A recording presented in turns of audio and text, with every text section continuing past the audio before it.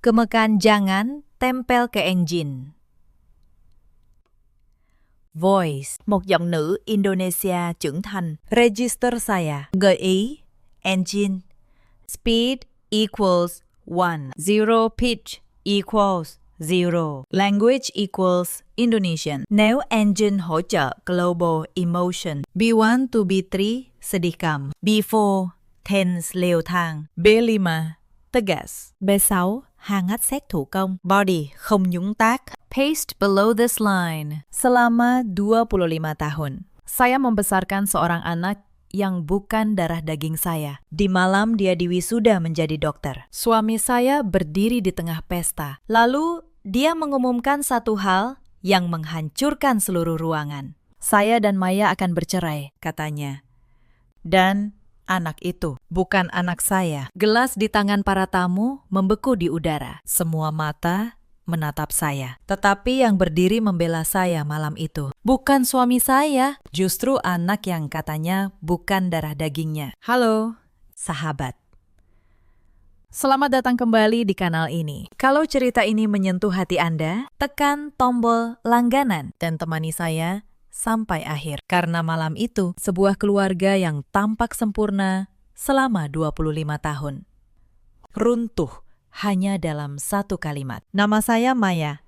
Usia saya 48 tahun. Saya tinggal di sebuah rumah 2 lantai di kawasan Bintaro. Rumah yang saya rawat dengan tangan saya sendiri selama lebih dari 2 dekade. Dulu, saya seorang apoteker di sebuah rumah sakit swasta. Saya punya karir yang saya cintai. Saya punya gaji sendiri. Saya punya nama saya sendiri. Lalu semuanya berubah di satu malam hujan. 25 tahun yang lalu. Malam itu, suami saya, Reza, pulang dengan tergesa-gesa. Bajunya basah kuyup. Di dalam pelukannya ada seorang bayi laki-laki yang menangis lemah. Saya masih ingat tangan Reza yang gemetar saat itu. Maya, katanya.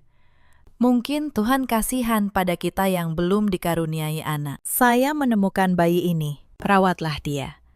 Anggap dia anak kita sendiri. Saat itu, saya baru saja divonis tidak bisa memiliki anak. Saya menangis berhari-hari. Hati saya kosong. Tetapi begitu saya memeluk bayi itu, tangisnya berhenti. Dia menggenggam jari saya dengan erat. Dan saat itu juga, sesuatu di dalam dada saya tersambung. Saya menamainya Arga. Reza waktu itu berkata dengan penuh keyakinan, "Berhentilah bekerja, Maya. Rawat Arga di rumah. Saya yang akan banting tulang menghidupi kalian berdua. Percaya pada saya." Dan saya percaya. Saya menulis surat pengunduran diri keesokan harinya. Tanpa ragu, tanpa menyesal. Sejak hari itu, dunia saya menyusut menjadi sebatas dinding rumah ini. Saya mengenal betul jadwal imunisasi. Saya hafal demam yang naik di tengah malam. Saya tahu cara membuat bubur yang Arga suka. Saya melepas karirnya supaya Reza bisa bebas mengejar jabatannya hingga menjadi manajer keuangan di perusahaannya. 25 tahun. Saya memberikan semuanya. Saya tidak pernah menyesalinya. Karena Arga tumbuh menjadi anak yang baik. Dia rajin. Dia sopan. Dia tidak pernah sekalipun membentak saya. Setiap pagi, sebelum berangkat sekolah, dia selalu mencium tangan saya. Dan setiap kali dia memanggil saya ibu, hati saya terasa penuh. Saya tidak pernah menyembunyikan dari Arga bahwa dia bukan anak kandung saya. Saya menceritakannya saat dia berusia 10 tahun. Saya pikir dia akan menjauh. Tetapi malam itu, Arga justru memeluk saya erat. Ibu yang merawat Arga, katanya pelan. Ibu yang menemani Arga sakit. Bagi Arga, ibu adalah ibu kandung Arga. Selamanya. Saya menangis di pelukan anak kecil itu. Dan saya berjanji dalam hati, apapun yang terjadi, saya tidak akan pernah meninggalkannya. Tahun demi tahun berlalu. Arga masuk fakultas kedokteran. Dia mendapat beasiswa. Dia belajar mati-matian. Dan akhirnya, di usia 25 tahun, dia lulus menjadi dokter. Tetapi ada satu hal yang perlahan berubah di rumah ini. Sesuatu yang baru saya sadari setelah semuanya terlambat. Reza mulai sering pulang larut. Dia bilang ada lembur, ada proyek besar, ada rapat di luar kota. Saya percaya, saya selalu percaya. Karena selama 25 tahun, saya tidak punya alasan untuk tidak percaya. Ponselnya selalu tertelungkup di meja. Dia mengganti kata sandinya. Dia mulai membeli baju-baju yang lebih muda dari usianya. Tetapi setiap kali saya bertanya, dia hanya tersenyum. Kamu terlalu banyak berpikir, Maya, katanya. Saya cuma capek kerja. Saya menelan curiga itu. Saya kira itu hanya lelah usia. Saya kira pernikahan 25 tahun sudah cukup kuat untuk menahan badai apapun. Saya salah. Ibu mertua saya, Bu Sukma, tinggal tidak jauh dari rumah kami. Beliau sudah berusia 70 tahun. Dan sejak dulu, beliau tidak pernah benar-benar menyukai saya. Di matanya, saya adalah menantu yang gagal. Menantu yang tidak bisa memberinya cucu kandung. Setiap kali keluarga besar berkumpul, beliau selalu punya cara untuk menyindir. Untung ada Arga, katanya suatu kali. Di depan semua orang. Walaupun cuma anak pungut, setidaknya rumah ini ada suaranya. Saya hanya tersenyum. Saya sudah terbiasa. Saya pikir selama Arga bahagia. Semua sindiran itu tidak ada artinya. Saya benar-benar tidak tahu bahwa di belakang saya sebuah rencana sedang disusun dengan rapi. Rencana untuk membuang saya di hari yang seharusnya menjadi hari paling membahagiakan dalam hidup saya. Hari wisuda Arga tiba. Pagi itu, saya bangun lebih awal dari biasanya. Saya menyetrika jas Arga dengan tangan saya sendiri. Saya memasak nasi kuning, lauk kesukaannya. Sejak subuh, hati saya penuh. Anak yang dulu saya timang di tengah hujan, kini menjadi seorang dokter. Arga keluar dari kamarnya dengan kemeja putih dan jas hitam. Tinggi, tegap, dewasa. Untuk sesak, mata saya berkaca-kaca. Ibu, kenapa menangis? Tanyanya sambil tersenyum. Ibu cuma bangga. Nak, jawab saya. Bangga sekali. Reza memutuskan mengadakan pesta syukuran di rumah malam itu. Dia sendiri yang mengundang seluruh keluarga besar. Paman, bibi, sepupu, tetangga. Dia bilang, ini hari istimewa.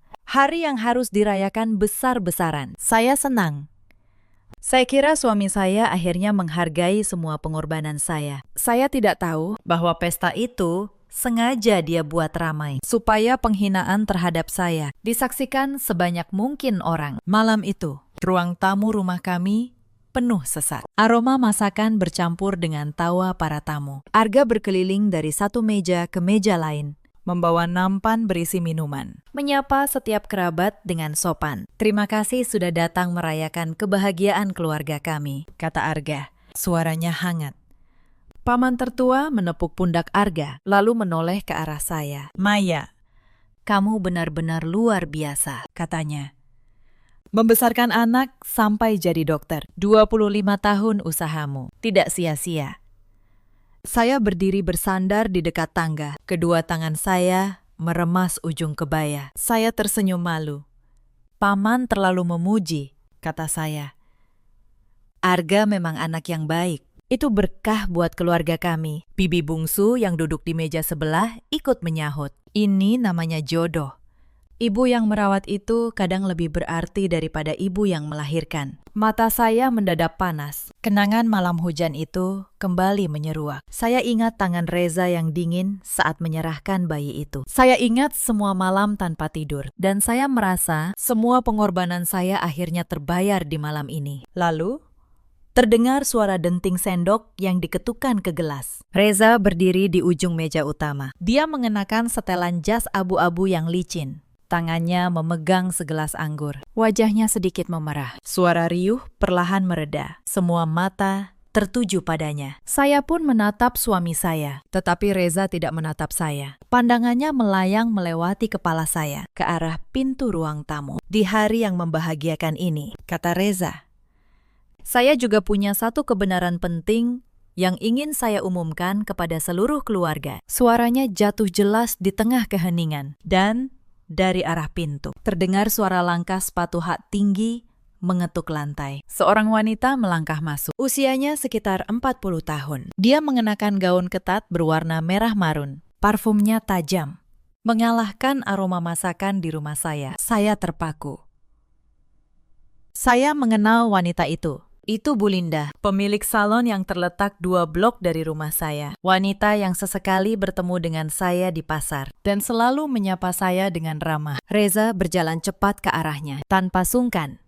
Dia meraih tangan Bu Linda dan menariknya berdiri di sampingnya. Di hadapan puluhan pasang mata kerabat yang terbelalak. Saya dan Maya akan resmi bercerai, kata Reza. Gelas di tangan paman tertua jatuh. Pecah berkeping-keping. Seluruh ruangan seakan kehabisan udara. Mas Reza, saya tergagap. Saya melangkah maju. Dada saya terasa diremas. Lelucon apa ini? Reza menyunggingkan senyum sinis. Senyum yang selama 25 tahun belum pernah saya lihat di wajahnya. Dia menatap lurus ke arah saya dengan nada menghina. Surat cerai sudah saya siapkan, Maya, katanya. Dan jangan berpura-pura kaget. Kamu sudah tidak berguna lagi di rumah ini. Saya merasa lantai bergoyang di bawah kaki saya. Tidak berguna?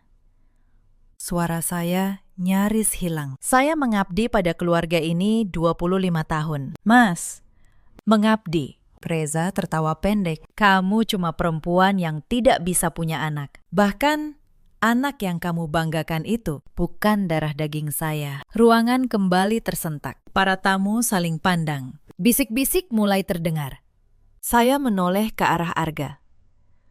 Anak saya berdiri kaku di tengah ruangan. Nampan masih di tangannya. Wajahnya pucat. Tetapi matanya tidak menunjukkan kebingungan. Matanya menunjukkan sesuatu yang lain. Sesuatu yang dingin. Bu Sukma, ibu mertua saya, bangkit dari kursinya. Suaranya melengking memenuhi ruangan. Sudah saya bilang dari dulu, katanya. Perempuan mandul ini cuma membawa sial. Bagus, Reza. Akhirnya kamu sadar juga. Buang dia. Linda jauh lebih pantas jadi istrimu. Saya menatap ibu mertua saya. Saya menatap suami saya. Saya menatap wanita berbaju merah itu. Dan untuk pertama kalinya dalam hidup saya merasa benar-benar sendirian di rumah yang saya bangun sendiri. Tetapi malam itu, mereka semua tidak tahu satu hal. Mereka tidak tahu bahwa Arga, anak yang baru saja dihina, sudah menyimpan sebuah rahasia yang akan mengubah segalanya. Malam itu berakhir dengan kekacauan. Para tamu pulang satu persatu dengan wajah canggung dan bisik-bisik yang menyakitkan. Reza pergi bersama Bu Linda, tanpa menoleh sedikit pun ke arah saya. Saya duduk sendirian di ruang tamu yang berantakan. Gelas pecah masih berserakan di lantai. Sisa makanan mengering di atas meja. Dan saya, perempuan 48 tahun, tidak tahu lagi apa arti hidup saya. Arga datang. Dia berlutut di depan saya. Dia menggenggam tangan saya yang dingin. Ibu, katanya pelan, jangan menangis. Arga di sini. Nak, suara saya bergetar. Maafkan ibu. Ibu sudah gagal. Ibu tidak bisa memberimu keluarga yang utuh. Arga menggeleng. Yang gagal bukan ibu, tetapi mereka. Saya menatap matanya. Ada sesuatu dalam tatapan itu yang membuat saya merinding. Sebuah ketenangan yang terlalu dalam untuk anak yang baru saja kehilangan ayahnya. Ibu, istirahatlah dulu, kata Arga. Besok kita selesaikan semuanya. Percayalah pada Arga. Keesokan harinya, Reza datang ke rumah bersama pengacaranya. Dia membawa map berisi surat gugatan cerai. Dia meletakkannya di meja dengan kasar. Tanda tangani ini, katanya. Saya tidak mau ada masalah. Kamu boleh ambil baju-bajumu, lalu pergi. Rumah ini milik saya. Saya menatap rumah itu. Rumah yang saya rawat 25 tahun. Setiap sudutnya menyimpan kenangan saya bersama Arga. Tangga tempat dia belajar berjalan. Dapur tempat saya memasak ribuan bubur. Halaman tempat dia bermain. Rumah ini, kata saya. Atas nama saya, potong Reza. Semuanya atas nama saya. Kamu tidak punya hak apa-apa di sini. Pengacaranya mengangguk. Benar, Bu. Sertifikat rumah, rekening, mobil. Semuanya atas nama Bapak Reza. Secara hukum, Ibu memang tidak memiliki hak. Saya merasa dunia runtuh selama ini. Saya tidak pernah mengurus surat-surat. Saya percaya pada suami saya. Saya pikir kepercayaan adalah dasar dari pernikahan. Ternyata, kepercayaan saya hanya menjadi senjata untuk menghancurkan saya. Bu Sukma ikut datang siang itu. Beliau melihat saya dengan tatapan menang. "Cepat pergi," katanya. Sebelum kami panggil satpam, dasar perempuan tidak tahu diri. Sudah dibesarkan di rumah ini, masih juga betah. Saya hampir menyerah. Saya hampir mengambil pena itu. Tetapi Arga masuk ke ruangan. "Tunggu, Bu," katanya pada saya. Lalu, dia menoleh ke arah Reza. "Pakistan, sebelum ibu menandatangani apapun, saya ingin bertanya satu hal." Reza menatapnya sinis. Kamu bahkan bukan anak saya." "Diam saja. Anak pungut." Arga tidak goyah sedikit pun. "Justru karena itu, Pakistan, saya ingin tahu. Kalau saya bukan anak bapak, lalu siapa ayah kandung saya?" Ruangan tiba-tiba hening. Saya melihat wajah Reza berubah. Hanya sekejap. Tetapi saya melihatnya. Sebuah kilatan panik di matanya. "Itu bukan urusanmu," kata Reza cepat. "Bukan urusan saya." Arga tersenyum tipis. "Tetapi bapak yang mengumumkan di depan seluruh keluarga bahwa saya bukan anak bapak. Bapak sendiri yang membuka pintu ini. Sekarang bapak tidak mau menjawab." Bu Sukma menyela dengan kasar. "Anak ini cuma bayi yang dipungut dari pinggir jalan. Tidak usah sok mencari asal-usul. Tidak ada yang peduli dari mana kamu berasal." Arga menatap neneknya itu dengan tenang. "Dari pinggir jalan, Nek." "Apa? Nenek yakin?" Saya melihat sesuatu yang aneh. Saya melihat tangan Bu Sukma gemetar. Saya melihat Reza menelan ludah. Mereka seperti menyembunyikan sesuatu. Sesuatu yang besar. "Sudah. Cukup," kata Reza. Berusaha mengendalikan situasi. "Maya, tanda tangani surat ini sekarang. Atau saya akan paksa lewat pengadilan." "Silakan lewat pengadilan." "Pakistan," kata Arga. "Justru saya berharap masalah ini sampai ke pengadilan, karena di sana semua kebenaran akan terbuka, termasuk kebenaran tentang siapa saya sebenarnya." Reza terdiam. Dan untuk pertama kalinya, saya melihat suami saya yang selalu percaya diri itu kehilangan kata-kata. Hari itu, surat cerai tidak jadi saya tanda tangani. Reza pergi dengan wajah marah. Tetapi saya tahu ada sesuatu di balik kemarahannya. Ada ketakutan. Malam itu, saya bertanya pada Arga, "Nak, apa yang kamu tahu? Apa yang sebenarnya terjadi?" Arga duduk di samping saya. Dia menarik napas panjang. "Ibu," katanya, 3 bulan yang lalu, saat saya sedang koas di rumah sakit, seorang pasien lansia masuk. Namanya Pak Wijaya. Dia sakit keras. Tidak ada keluarga yang menjenguknya. Saya yang merawatnya setiap hari. Saya mendengarkan dengan saksama. Suatu malam, Pak Wijaya memanggil saya. Dia menatap wajah saya lama sekali. Lalu, dia menangis. Dia bilang, wajah saya mirip sekali dengan putranya yang hilang 25 tahun yang lalu. Jantung saya berdegup kencang. Saya kira itu cuma igauan orang sakit, lanjut Arga. Tetapi Pak Wijaya bercerita, dulu dia punya seorang anak laki-laki. Anak itu lahir di luar nikah dari seorang wanita yang dia cintai. Keluarganya tidak setuju. Mereka memaksa wanita itu pergi dan bayi itu hilang.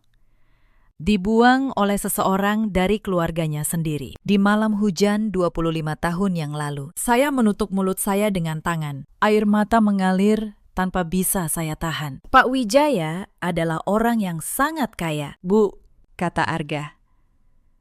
Dia pemilik beberapa perusahaan besar. Dan sebelum meninggal, dia melakukan tes DNA dengan saya. Hasilnya keluar minggu lalu. Arga mengeluarkan selembar dokumen dari tasnya. Dia meletakkannya di pangkuan saya. Saya adalah putra kandung Pak Wijaya. "Bu, cucu sah dari keluarga Wijaya. Dan yang membuang saya 25 tahun lalu. Bukan orang asing." Saya menatap Arga.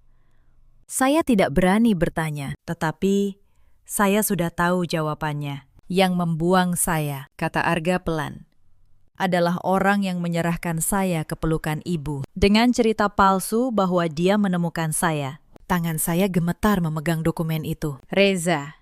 Reza yang membuang Arga. Reza yang sejak awal tahu siapa Arga sebenarnya. "Tetapi kenapa?" tanya saya. Kenapa Mas Reza membuangmu, lalu membawamu pulang? Karena keluarga Wijaya dan keluarga Reza saling kenal. Bu, jawab Arga. Reza tahu bahwa Pak Wijaya mencari putranya yang hilang. Reza menyimpan saya seperti menyimpan kartu. Dia menunggu waktu yang tepat untuk menukar saya dengan harta keluarga Wijaya. Tetapi Pak Wijaya keburu menemukan saya lebih dulu, lewat takdir. Saya tidak bisa berkata-kata. Selama 25 tahun, saya membesarkan Arga dengan cinta yang tulus. Sementara Reza menyimpannya seperti barang dagangan. Ibu, kata Arga, menggenggam tangan saya. Pak Wijaya sudah meninggal bulan lalu. Sebelum meninggal, beliau membuat surat wasiat. Beliau mengakui saya sebagai pewaris tunggal. Dan beliau menitipkan satu pesan untuk saya. Pesan apa, Nak? Arga tersenyum. Untuk pertama kalinya malam itu, senyumnya hangat. Beliau berpesan agar saya menjaga perempuan yang sudah merawat saya dengan tulus. Beliau bilang, ibu kandung saya sudah lama tiada. Tetapi saya masih punya seorang ibu. Ibu yang sebenarnya, yaitu ibu. Saya memeluk Arga malam itu. Kami menangis bersama. Dua orang yang dipertemukan oleh takdir, lalu hampir dipisahkan oleh keserakahan. Tetapi saya tahu ini belum berakhir. Reza tidak akan menyerah begitu saja. Dan saya benar. Beberapa hari kemudian, tekanan mulai datang bertubi-tubi. Reza mengirim pesan ancaman. Dia bilang, kalau saya tidak segera pergi dari rumah, dia akan melaporkan saya ke polisi dengan tuduhan menempati rumah secara ilegal. Saya gemetar membaca pesan itu. Tetapi Arga menenangkan saya. Biarkan. Bu, katanya.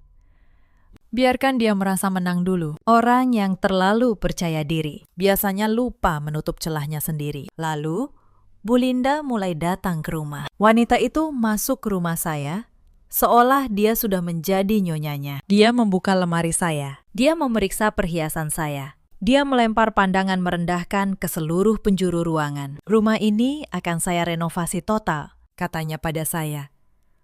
Sambil tersenyum manis. Saya tidak suka gaya kuno. Oh ya, baju-bajumu yang lama itu sebaiknya kamu bawa. Saya mau buang semuanya. Saya menahan amarah. Saya hanya diam. Karena saya tahu, diam saat ini jauh lebih kuat daripada melawan. Bu Sukma juga semakin menjadi-jadi. Beliau menyuruh saya seperti pembantu. Beliau memerintah saya mencuci piring para tamu yang dia undang untuk merayakan pertunangan Reza dengan Linda. Pertunangan yang diadakan di rumah saya, di hadapan saya. Cucikan piring-piring ini, kata Bu Sukma. Kamu memang cuma berguna untuk pekerjaan kasar. Setelah ini, jangan lupa pergi. Saya menatap tumpukan piring kotor itu. Tangan saya mengepal. Tetapi saya berjalan ke dapur. Saya mulai mencuci. Arga melihat itu dari pintu. Wajahnya mengeras. Dia ingin maju. Tetapi saya menggeleng padanya. Belum waktunya. Nak, bisik saya. Sebentar lagi. Karena selama beberapa hari terakhir, Arga dan saya tidak hanya berdiam diri. Kami menyusun semuanya dengan rapi. Arga menghubungi pengacara keluarga Wijaya, pengacara senior yang bernama Pak Hendra. Bersama beliau, kami mengumpulkan semua bukti. Hasil tes DNA, surat wasiat asli dari Pak Wijaya, dan yang paling penting, sebuah dokumen lama yang selama ini disembunyikan oleh keluarga Reza. Ternyata 25 tahun yang lalu, Reza tidak menemukan bayi di pinggir jalan. Reza mengambil bayi itu dari sebuah panti dengan surat penyerahan yang ditandatangani oleh seseorang. Dan tanda tangan itu adalah tanda tangan Bu Sukma. Ibu mertua saya terlibat sejak awal. Beliau yang membantu Reza menyembunyikan asal-usul Arga. Beliau yang menyimpan rahasia ini selama 25 tahun. Demi suatu hari bisa menukar Arga dengan kekayaan keluarga Wijaya. Pak Hendra juga menemukan sesuatu yang lain. Sesuatu tentang rumah yang selama ini saya tinggali. Bu Maya, kata Pak Hendra suatu sore, saya sudah memeriksa sertifikat rumah ini. Rumah ini memang atas nama Bapak Reza. Tetapi uang muka pembelian rumah ini dulu berasal dari mana? Saya berpikir keras. Lalu saya teringat dari tabungan saya, kata saya pelan. Saat saya masih bekerja sebagai apoteker, saya yang membayar uang mukanya, Reza yang melanjutkan cicilannya. Mata Pak Hendra berbinar. Apakah ibu punya buktinya? Bukti transfer atau kwitansi. Saya terdiam. Lalu saya teringat sesuatu, sebuah kotak tua di lemari saya. Kotak tempat saya menyimpan semua kenangan lama. Malam itu, saya membongkar kotak itu. Dan di dasarnya, saya menemukan selembar kwitansi pembayaran uang muka rumah atas nama saya, Maya.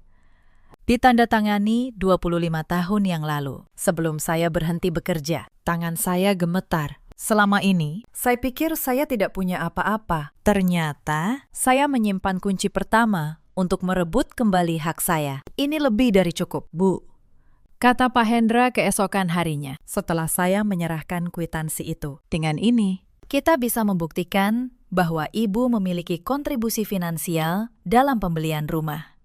Secara hukum, ibu berhak atas bagian rumah ini. Bapak Reza tidak bisa mengusir ibu begitu saja. Saya merasa secercah harapan kembali. Tetapi Pak Hendra belum selesai. Dan ada satu hal lagi, katanya. Tentang Arga sebagai pewaris sah keluarga Wijaya. Arga mewarisi harta yang sangat besar, termasuk sebagian saham di perusahaan tempat Bapak Reza bekerja. Saya tersentak. Maksud Bapak? Pak Hendra tersenyum. Maksud saya, Bu, perusahaan tempat Reza menjabat sebagai manajer keuangan. Sebagian sahamnya kini dimiliki oleh Arga. Dengan kata lain, Arga secara tidak langsung adalah salah satu pemilik perusahaan tempat ayah angkatnya bekerja. Saya tidak bisa berkata-kata. Takdir benar-benar punya cara yang aneh untuk membalik keadaan. Tetapi sebelum hari pernikahan itu tiba, Reza melakukan satu langkah lagi. Langkah yang justru menjadi bukti terkuat untuk menjatuhkannya sendiri. Suatu malam, Reza memanggil Arga ke rumah. Dia bersikap manis. Dia menyodorkan secangkir kopi dan tersenyum hangat, seolah tidak pernah terjadi apa-apa. Arga, katanya, Bapak tahu, akhir-akhir ini banyak yang berubah. Tetapi bagaimanapun, Bapak yang membesarkanmu. Bapak cuma minta satu hal kecil. Tanda tangani surat ini. Arga menatap dokumen yang disodorkan. Itu adalah surat pernyataan yang isinya membuat saya bergidik. Surat yang menyatakan bahwa Arga melepaskan seluruh hak warisnya dari keluarga Wijaya dan menyerahkan pengelolaannya kepada Reza sebagai wali. Reza rupanya sudah tahu tentang warisan Pak Wijaya dan dia mencoba merebutnya lewat surat ini. Kenapa saya harus menandatangani ini? Pakistan, tanya Arga tenang. Karena kamu masih muda, kata Reza. Suaranya melembut, tetapi matanya licik. Kamu belum mengerti soal harta. Biar Bapak yang mengurus semuanya untukmu. Percaya pada Bapak. Arga tersenyum tipis. Baik. Pakistan, saya akan pikirkan. Malam itu, Arga pulang ke rumah dengan wajah serius. Dia menceritakan semuanya pada saya. Bu, katanya, Reza tahu tentang warisan. Dia mencoba memaksa saya menyerahkan semuanya. Tetapi dia tidak tahu bahwa saya sudah merekam pembicaraan kami tadi. Arga memutar rekaman itu. Suara Reza terdengar jelas. Membujuk Arga untuk menyerahkan harta warisan. Bukti niat jahatnya terekam dengan sempurna. Pak Hendra bilang, rekaman ini akan sangat berguna nanti, kata Arga.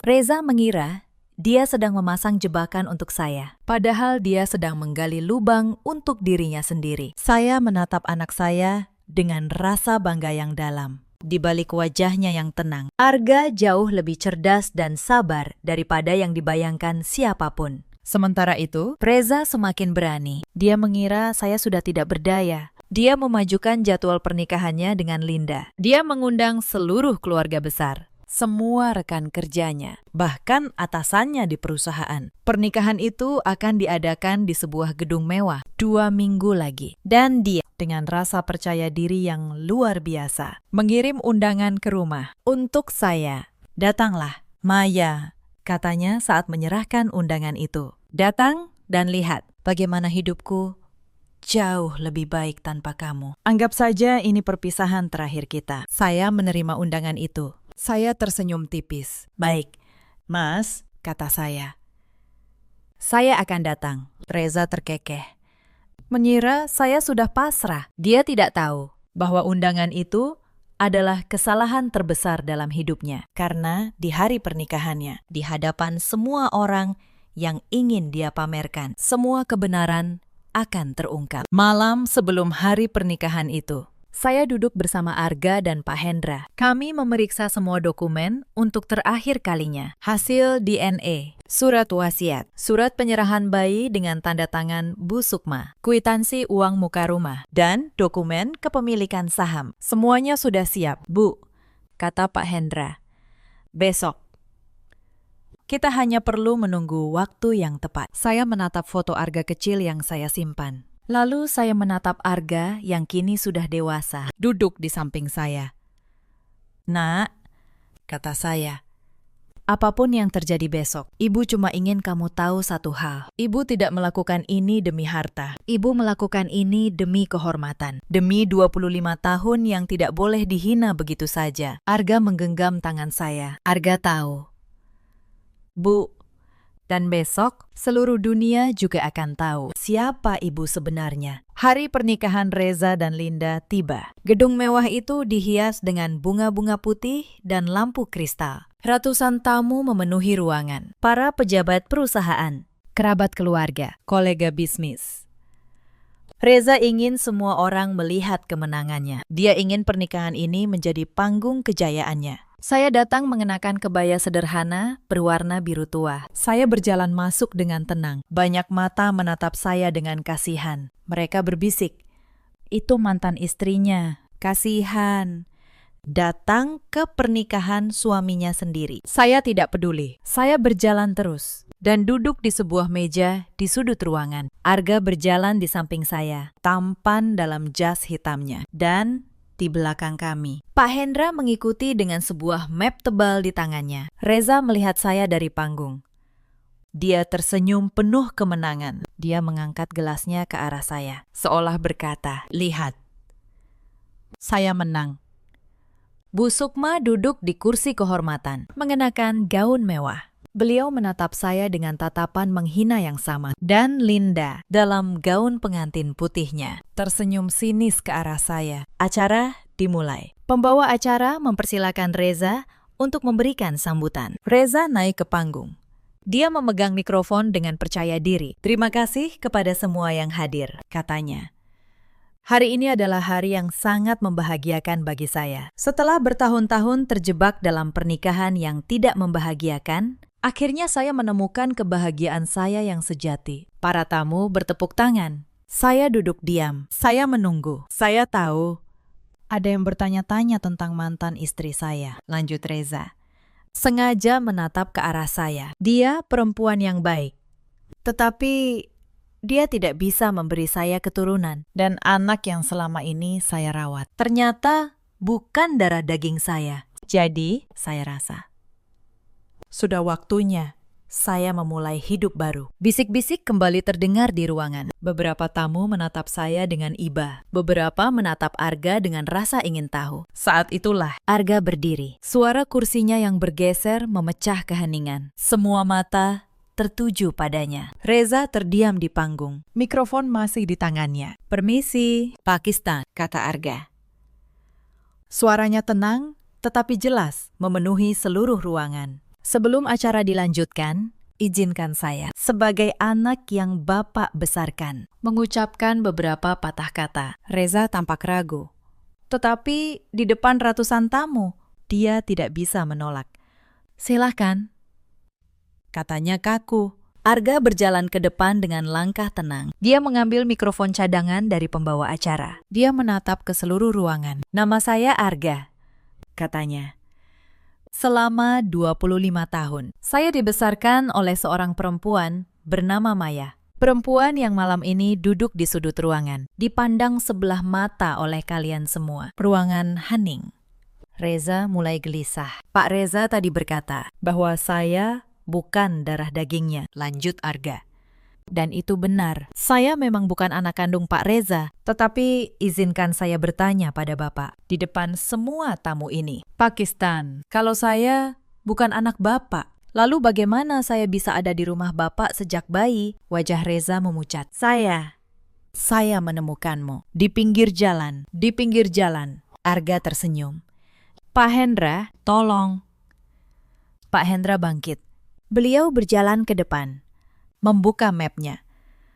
Beliau mengeluarkan selembar dokumen dan menunjukkannya ke layar besar di belakang panggung. Dokumen itu terpampang di hadapan semua tamu. Ini adalah surat penyerahan bayi, kata Pak Hendra dengan suara lantang. Pertanggal 25 tahun yang lalu, bayi ini diserahkan dari sebuah panti, bukan ditemukan di pinggir jalan. Dan surat ini ditandatangani oleh seseorang. Mari kita lihat siapa. Layar memperbesar tanda tangan di bagian bawah dokumen. Sebuah nama terbaca jelas, Sukma. Seluruh ruangan menahan napas. Mata semua tamu beralih ke arah Bu Sukma. Ibu mertua saya berdiri dengan wajah pucat pasi. Itu palsu. Itu bohong. Tidak.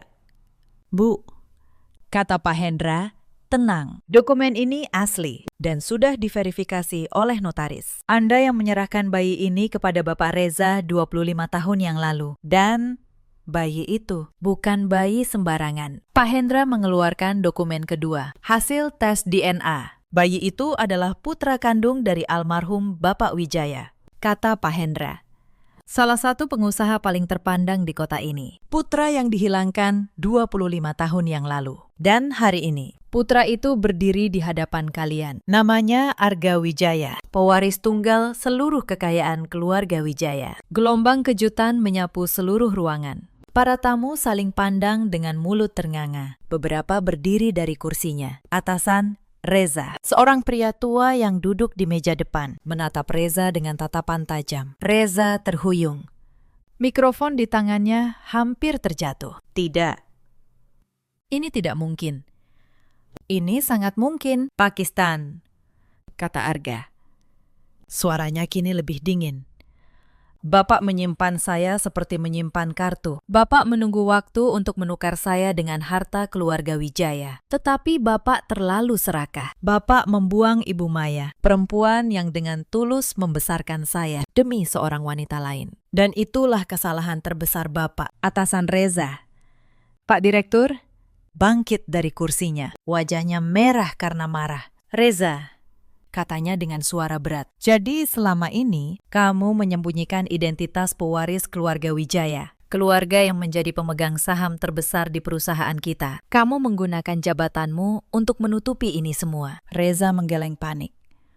Pakistan, saya bisa jelaskan. Tidak perlu. Potong, Pak Direktur. Mulai besok, kamu diberhentikan dari jabatanmu. Dewan Komisaris akan memeriksa semua laporan keuangan yang pernah kamu tangani. Kalau ada penyelewengan, kamu akan berurusan dengan hukum. Reza terjatuh ke lantai panggung. Tubuhnya gemetar. Dalam hitungan menit, semua yang dia bangun runtuh. Lalu Pak Hendra mengeluarkan dokumen ketiga. Beliau menatap ke arah saya. Dan ada satu hal lagi yang perlu diluruskan malam ini, katanya. Tentang rumah yang selama ini ditempati Bapak Reza. Rumah di Bintaro itu. Uang mukanya dibayar oleh Ibu Maya 25 tahun yang lalu. Dari tabungannya sendiri. Kami memiliki kwitansi aslinya. Layar menampilkan kwitansi atas nama saya. Maya.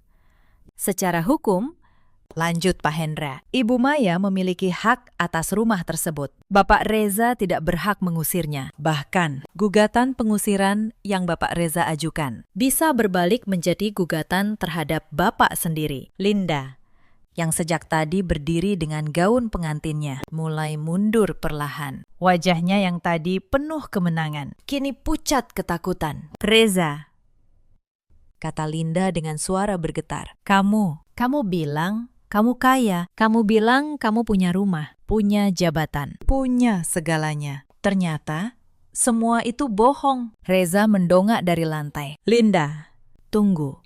Saya masih punya. Punya apa? Linda tertawa getir. Kamu tidak punya apa-apa. Rumah itu milik istrimu. Jabatanmu hilang dan kamu mungkin akan masuk penjara. Untuk apa aku menikah dengan pria bangkrut sepertimu? Linda melepas cincin yang baru dipasangkan Reza di jarinya. Dia melemparkannya ke lantai. Lalu, dia berbalik dan berjalan keluar dari gedung dengan gaun pengantinnya, meninggalkan Reza yang terpuruk di panggung. Para tamu mulai berdiri, satu persatu. Mereka meninggalkan ruangan. Beberapa menatap Reza dengan jijik. Beberapa menatap Bu Sukma dengan kemarahan. Pesta kemenangan yang dirancang Reza berubah menjadi panggung kehancurannya sendiri. Bu Sukma berlari ke arah Arga. Wajahnya yang tadi angkuh, kini memelas. "Arga, cucuku," katanya. Mencoba memegang tangan Arga. "Nenek menyayangimu. Nenek cuma kilaf. Maafkan nenek, kita keluarga." "Nak, kamu pewaris keluarga Wijaya sekarang. Nenek bisa bantu kamu mengurus semuanya." Arga menarik tangannya dengan tenang. Dia menatap neneknya. "Nenek," katanya pelan.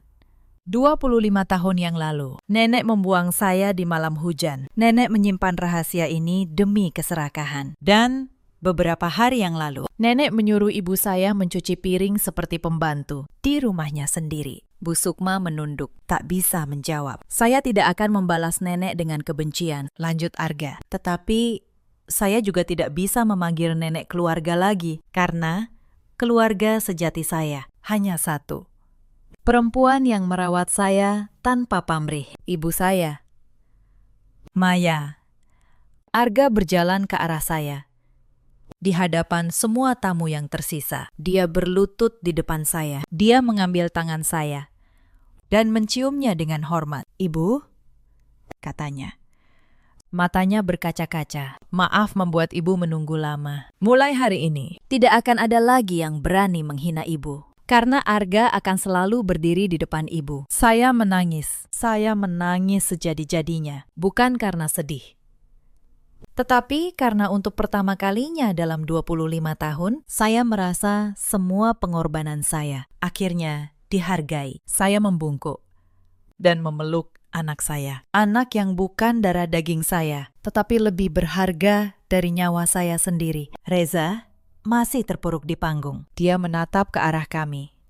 Untuk pertama kalinya, ada penyesalan di matanya. Tetapi sudah terlambat. Semuanya sudah terlambat. Setelah malam itu, hidup saya berubah sepenuhnya. Proses hukum berjalan satu persatu. Pengacara Pak Hendra mengajukan klaim atas hak saya terhadap rumah di Bintaro. Karena bukti kwitansi uang muka itu sangat kuat. Dan karena Reza tidak bisa lagi membayar pengacara yang mahal. Kasus itu diselesaikan dengan cepat. Pengadilan memutuskan bahwa rumah itu menjadi hak saya sepenuhnya. Reza diberi waktu 3 hari untuk mengosongkan rumah. Saya masih ingat wajahnya saat dia keluar dari rumah itu, membawa kopernya sendiri. Pria yang dulu begitu angkuh, kini berjalan dengan kepala tertunduk. "Maya," katanya pelan di depan pintu sebelum pergi. Saya minta maaf, saya menatapnya. Saya tidak lagi merasa marah, saya hanya merasa kasihan. "Mas Reza," kata saya, "selama 25 tahun, saya mencintai Mas dengan tulus. Saya rela melepas karir saya, melepas mimpi saya demi keluarga ini. Tetapi Mas membuang semua itu demi keserakahan. Yang Mas hancurkan bukan saya. Yang Mas hancurkan adalah diri Mas sendiri." Reza tidak menjawab. Dia hanya menunduk, lalu berjalan pergi. Pemeriksaan di perusahaan menemukan bahwa Reza memang melakukan penggelapan dana selama bertahun-tahun, memanfaatkan jabatannya sebagai manajer keuangan. Dia diseret ke pengadilan. Dan beberapa bulan kemudian, dia dijatuhi hukuman penjara. Bu Sukma kehilangan semua kehormatannya. Keluarga besar yang dulu menghormatinya, kini menjauhinya. Berita tentang perbuatannya menyebar. Dia, yang dulu begitu bangga dengan martabat keluarganya, kini hidup sendirian, ditinggalkan oleh anak dan kerabatnya. Sementara itu, Linda menghilang. Wanita yang dulu mengira akan menikahi pria kaya, kembali ke kehidupannya yang lama, dengan nama yang sudah tercoreng di seluruh lingkungan. Dan saya kembali ke rumah saya, rumah yang kini sepenuhnya menjadi milik saya. Saya membuka kembali jendela-jendelanya. Saya membiarkan udara segar masuk. Untuk pertama kalinya dalam bertahun-tahun, rumah itu terasa benar-benar menjadi rumah saya. Arga, sebagai pewaris keluarga Wijaya, mengurus semua warisannya dengan bijaksana. Saya pikir dia akan membeli mobil mewah atau menghamburkan uangnya. Tetapi anak saya tidak seperti itu. Suatu sore, Arga pulang membawa setumpuk dokumen tebal. Dia meletakkannya di meja makan, di hadapan saya. "Lihat ini, Bu," katanya dengan antusias. Saya baru saja menyelesaikan pendirian sebuah yayasan amal. Saya mengernyitkan kening. Yayasan amal, berapa banyak uang yang kamu gunakan? Nah, saya menyisihkan 10 miliar rupiah dari warisan saya sebagai modal awal, jawab Arga. Yayasan ini akan mendanai biaya pengobatan anak-anak yang sakit keras dan membantu ibu-ibu hamil yang kesulitan ekonomi. Saya tidak ingin ada lagi bayi yang dibuang di malam yang dingin. Seperti saya dulu, saya menatap anak saya. Mata saya berkaca-kaca. Bukan angka fantastis untuk mencari nama, tetapi sebuah niat tulus untuk menebar kebaikan. Dan ada satu hal lagi. Bu, kata Arga. Saya menamai yayasan ini dengan nama Ibu, Yayasan Maya, karena Ibu adalah orang pertama yang mengajari saya bahwa cinta yang tulus tidak mengenal darah daging. Saya tidak bisa menahan air mata saya. Saya memeluk anak saya erat-erat. Anak yang dulu saya timang di tengah hujan, kini menjadi seorang pria yang baik hati dan bijaksana. Hidup kami berjalan dengan tenang setelah itu. Arga membuka praktik sebagai dokter, sekaligus mengelola yayasannya. Dia tidak pernah lupa pulang ke rumah setiap malam untuk makan bersama saya. Dan setiap pagi sebelum berangkat, dia masih mencium tangan saya, sama seperti saat dia masih kecil. Suatu senja, beberapa bulan kemudian, saya mendengar kabar tentang Reza dari Pak Hendra. Di dalam penjara, Reza membaca sebuah koran bekas. Di halaman depan, ada berita tentang Arga dan Yayasan Maya. Ada foto Arga tersenyum cerah, berdiri di samping saya. Saat membaca berita itu, kabarnya Reza terkena serangan stroke malam itu juga. Saat Pak Hendra menjenguknya, Reza sudah lumpuh separuh badan. Dia duduk di kursi roda, mulutnya miring. Ucapannya tidak jelas, tetapi Pak Hendra masih bisa mendengar gumamannya yang penuh penyesalan. Maya, saya salah. Saya kehilangan segalanya. Saya mendengar kabar itu dengan hati yang tenang. Saya tidak merasa senang. Saya juga tidak merasa sedih. Saya hanya menyadari satu hal. Hukuman yang paling menakutkan bukanlah penjara, melainkan sisa hidup yang harus dijalani dalam penyesalan, rasa malu, dan kesepian yang menggerogoti hingga ke tulang. Itulah karma. Karma yang datang bukan dari tangan saya, tetapi dari perbuatannya sendiri. Semua badai akhirnya berlalu. Yang tersisa adalah ketenangan yang paling sederhana. Senja itu. Langit Jakarta berwarna keemasan. Angin sore bertiup sepoi-sepoi. Arga datang menjemput saya. Saya kira dia akan datang dengan mobil mewah, seperti pewaris keluarga kaya pada umumnya. Tetapi anak saya justru mengeluarkan sebuah motor tua dari garasi. Motor yang dulu selalu dia pakai saat masih kuliah. Motor kenangan kami. Ayo, Bu, katanya sambil tersenyum cerah. Hari ini, anak ibu mau mentraktir makan di kota tua. Lalu kita keliling cari angin sore. Saya tertawa. Saya merapikan rambut saya yang sudah mulai beruban. Lalu saya naik ke boncengan di belakang Arga. Dia memakaikan helm di kepala saya dengan hati-hati. Dia mengencangkan talinya, persis seperti saya dulu memakaikan helm di kepalanya saat dia masih kecil. Pegangan yang erat ya, Bu, katanya. Saya melingkarkan tangan saya di pinggangnya. Saya menyandarkan kepala saya di punggungnya. Punggung anak saya terasa lebar dan kokoh, melindungi saya dari angin sore yang mulai dingin. Mesin motor menyala.